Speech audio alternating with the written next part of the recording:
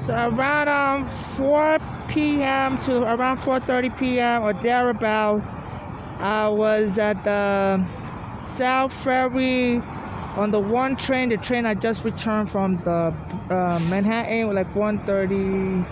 I think they call it 139th Street, City College. To stop there because they said the train. They told me to get off the train there because that was the last stop, so I had to go across the street to take the downtown one train back to the South Ferry. And when I got to the South Ferry around close to 4 p.m., I was at the conductor's booth, and I was on the right side track coming from the Manhattan to the South Ferry, the right hand side, the downtown bound, in the right hand side platform. And I believe this is when either white male or a white Spanish male with ponytail came on the train, and I was reading newspapers, and an Indian family, I believe male, female, and child or children came on the train. Also, the Indian woman, or she may be a black Spanish, she may be a Spanish woman with dark hair, So then the train left the South Ferry, and this white Spanish with a ponytail or white male started spitting. And the Indian family or the Spanish family, they're either Indian or Spanish, ran out of the train. I believe at World Trade Center stop on the one train. Either the Rector Street stop or the one train stop. So the camera there would show, this could be my witness, that this guy was spitting on the train as I was reading. And this Indian family, saw me reading, and this guy started spitting. Then as soon as the Indian family left, the guy started saying obnoxious stuff because I kept on reading. So the eye provocateurs like that. Then he walked towards me like he was about to violently attack me. I just sat down, observing what is going on. Then he changed train cars.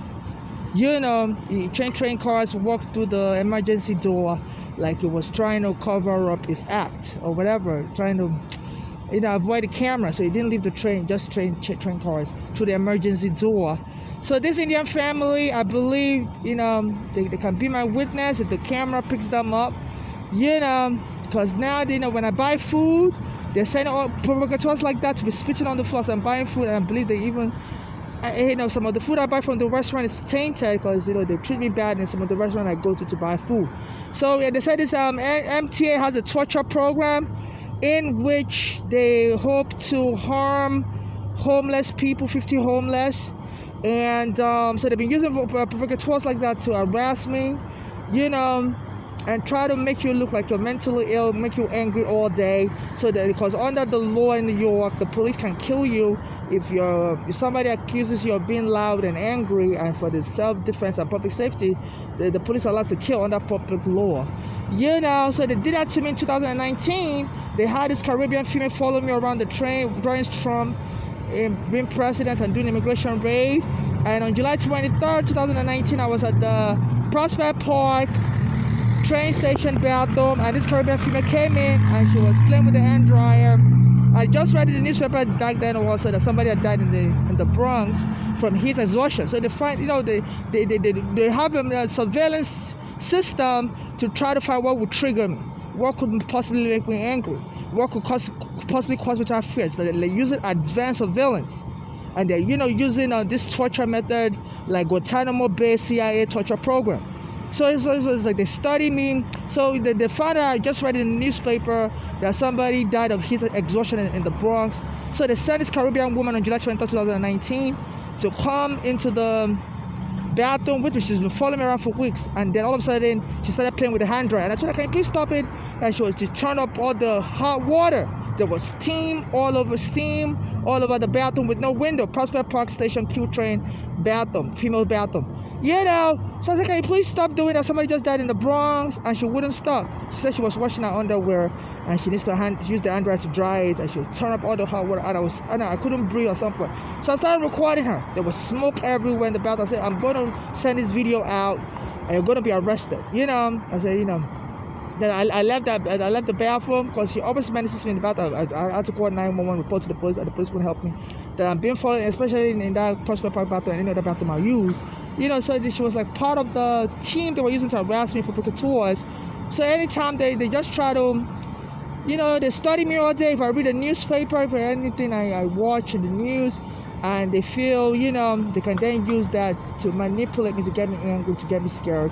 So as soon as somebody died in the Bronx of heat exhaustion, and so they knew that would scare me. So they brought that Caribbean female that's been following me around for weeks in the bathroom. So they brought her in on July 23rd. I started playing with the hand dryer, turn out the water up, to mess with my mental state. So I recorded her and I went to J Street. I didn't call 911. I think I knew it was a setup, so I didn't call 911. I went to J Street, our train platform. Then this Spanish male MTA worker came towards me. I was like, "You're done today." So I brought out my phone and I said, I was harassed in the bathroom at Prospect Park. Now I'm in J Street. This Spanish male MTA worker with he had an orange uniform on, or orange apron on, said, "I'm done today." I don't know what that means. Then it was raining that day. Then by 8 p.m. I was at Bay Ridge Avenue and 4th Avenue near the NYPD street surveillance camera. And as I was there, this guy came. It's a male they were using to trunk me also, and attacked me, hit me in the head, and so I told him, "Could you stop doing that?" And then the police stormed the area and knocked me to the ground. I was trying to report to the police that I've just been assaulted. This guy's a hate crime. This guy's been bothering me. I've been getting up, and I was telling them, "Please, I need to file a report." I was being knocked to the ground, smothered, and took me to the NYU Psychiatric Hospital. And when I got to the NYU Psychiatric Hospital, they were laughing at me. Some of their staff were saying, "Me too, me too." Because at that time, I was trying to get the Me Too lawyer, Gloria Allred. I was trying to file a lawsuit against her. Because, Eric Garner was supposed to help me with my court papers, and the police went and took him to death on Staten Island. I had a court case against the NYPD for removing me and my mother from my home and sexually harassing me. So I called Allred, to please help me with my court case, and she said she doesn't go after NYPD for sexual harassment. So I was going to sue Allred for legal malpractice. So, when the police, 2019, July 23rd, knocked me down, took me to the psych ward, that one of their workers in the hospital was saying, "Me too, me too." And so I was put in the psych ward for 7 days. I reached out to the Nigerian embassy. They promised to help me, but reneged on their promise. And, even though Nigeria has a bilateral agreement with the U.S. to prosecute crimes, and they would bring Nigerians here to answer for internet fraud charges against for defrauding white Americans and stuff. So, but the Nigerian government wouldn't help me. I told them my mother had just been killed in Warsaw. I was in America. Framed her up, got the Bellevue Hospital to put her in the cycle while my mother was getting treated in the ICU for heart disease. And my mother said that our daughters were acting provocatively, came to the hospital, and she didn't even feel safe in the hospital, and she didn't, and she was telling me she was being harassed because, my mother really wanted to travel to another country to get her heart operation done because, she didn't like the quality of services in the U.S., for the hearts, because she used to work in the U.S. hospitals as a nursing assistant. So she felt, for any heart operation she needed to do, she needed to travel abroad to do it. And she even put that in her court papers she filed after the NYPD took her home, that, the NYPD taking her home messed up her plans to travel abroad. And also she believes in faith healing. So, so our daughters were able to frame her up and try to frame her as crazy. And it just came, she didn't even tell what hospital she was in because she was saying her daughters in America were moving with people that were suspicious. And, and she was scared they might try to use, them to harm my mother. So my mother was, so she was shocked when the daughters in America showed up at the Bellevue Hospital, even though she didn't tell nobody what hospital she was in. I was, and as soon as they moved my mother to the psych ward, against my mother's will, they were trying to move her into the psych ward. They said my mother died during that process of moving her to the psych ward. And the rest of America went and took all her property, in my mother's property in the storage, including my property in the keeper self-storage on Staten Island. And the law enforcement here wouldn't help me, lawyers wouldn't help me. So since me and my mother has gone against the NYPD for taking our home, trying to hold them accountable, I've been facing judicial blocks. We can't get no lawyer to help us. We can getting taunted, get involved.